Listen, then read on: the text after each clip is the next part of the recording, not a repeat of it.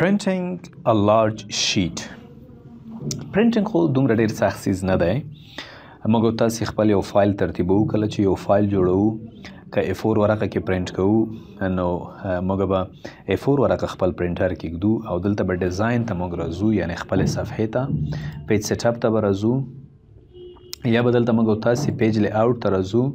سایز کې به دلته موږ تاسو ورته A4 ورقه څنګه کوو انتخابو. مارجن هم بهترین چیز دی چې موږ تاسو د خپل صفحې لپاره انتخابو چې د کوم ځای څخه زموږ لیکل شروع شي. صحیح ده؟ اورینټیشن کې زموږ تاسو صفحه انتخاب دی چې پورټریټ غواړئ که لینډسکیپ غواړئ. دا زموږ تاسو د صفحې د ګریډ لاینز چې تاسو ګورئ په دې باندې زموږ تاسو صفحې اندازه معلومولی شو. که موږ ویو ته راځو پرنټ او بخی پیج بریک باندې موږ دا صفحه هم کتلی شو او همدارنګه پیج لی آوټ باندې موږ هم د خپل صفحې یا د دې شیټ حالات کتلی شو. بیرته نارمل باندې کلیک کوو. خو دا خو عادي پرنټ دی. یو مسله ده دلته، که چیرې تاسو داسې یو غټ شیټ ولرئ لکه دا شیټ، که موږ دلته کنټرول پی باندې کلیک وکړو، خبره دا ده چې که موږ نیکسټ ته راشو، اوس خو دې ټولو کې تاسو دلته هیډر رو او همدارنګه هیډر کالم رو لکه دغه رو تاسو وینئ او همدارنګه دا کالم تاسو وینئ. خو دا ما اوله نه تنظیم کړي دي، په داسې شکل باندې مې تنظیم کړي دي چې کله تاسو پیج لی آوټ ته راشئ، پیج سیټ اپ ته، دلته موږ تاسو شیټ برخه ته راشو، ګورئ که دا زه لرې کړم دا دواړه او اوکې کما. اوس که زه کنټرول پی د کیبورډ څخه ووهم، تاسو ګورئ دې لومړۍ صفحه کې لومړنی رو او لومړنی کالم شته، خو زه که مخ ته ځم دلته تاسو ګورئ لومړنی رو نشته. نور مخ ته ځم تاسو وینئ چې دلته اوس کالم نشته. که موږ غواړو چې په هر شیټ کې دی لومړنی رو او لومړنی کالم راشي، د دې لپاره پیج سیټ اپ ته راځو. پیج سیټ اپ کې شیټ ته راځو، دلته وګورئ روز ټو ریپیټ اټ ټاپ، په دې برخه به کلیک وکړئ، بیا به هغه رو انتخاب کړئ چې تاسو غواړئ په هر صفحه کې دا راشي. دا رو انتخاب کړئ، اوکې.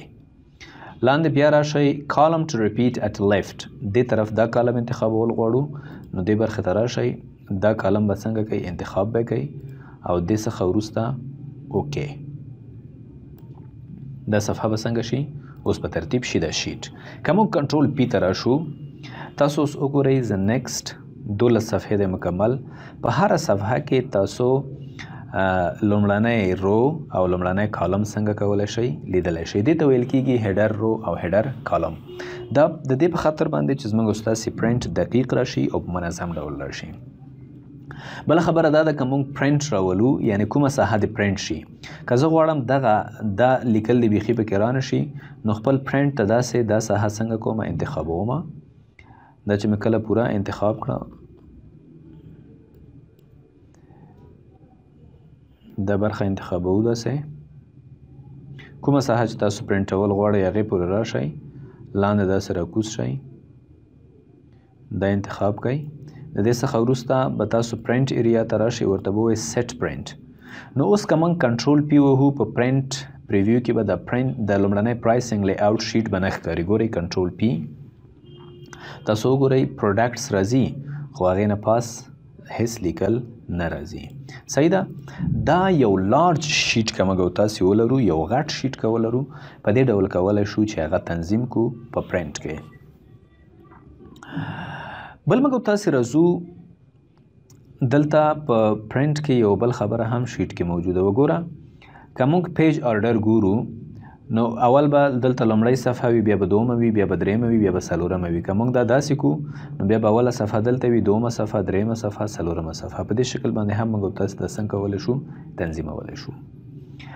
بیرته راځم لومړني شیټ ته. پرنټ پریویو کې موږ تاسو رو هیډر مو وپېژنده، کالم هیډر مو وپېژنده او همدارنګه پرنټ ایریا باندې مو هم ځان پوه کړ.